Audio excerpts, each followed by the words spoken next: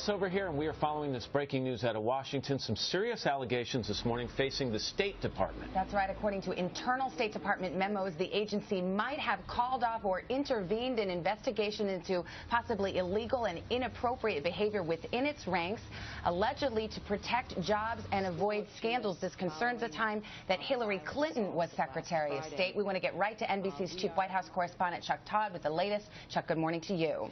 Good morning, Savannah. You know, there's an old saying in Washington that the cover-up is worse than the crime.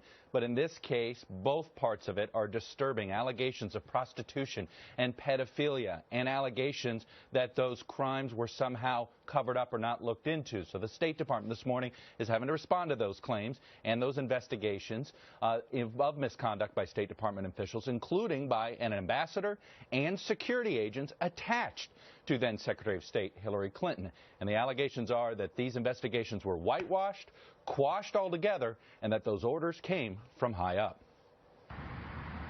NBC News has obtained documents related to ongoing investigations into some disturbing allegations involving State Department personnel and at least one ambassador.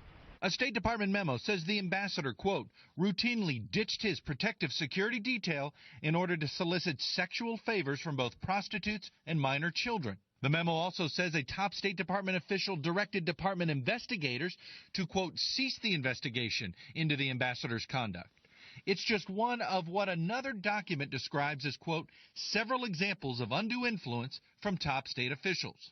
On Monday, a State Department spokesperson will not confirm specific investigations. I'm not going to talk about specific cases, but I can say broadly that the notion that we would not vigorously pursue criminal misconduct in any case is preposterous. A former investigator for the department's inspector general has complained to Congress and the media that the investigations have not been thorough because of the pressure from those high-level officials. We take every allegation of misconduct seriously, and we look into it. It was less than 6 months ago that another major internal investigation painted Hillary Clinton's State Department in a negative light. That scathing report on the failed diplomatic security procedures in the aftermath of the Benghazi attack. What difference at this point does it make? It is our job to figure out what happened and do everything we can. As we noted, the whistleblower in this case, a member of the Inspector General investigative team at the State Department, she's gone to Congress demanding an investigation, and it's our understanding Congressman Ed Royce, the leading Republican in House Foreign Relations, says he does plan on having an investigation, and no doubt hearings are probably going to come soon as well, Savannah. But Chuck, where are we on this? Is at this point just allegations from one whistleblower? Have they been substantiated in any way?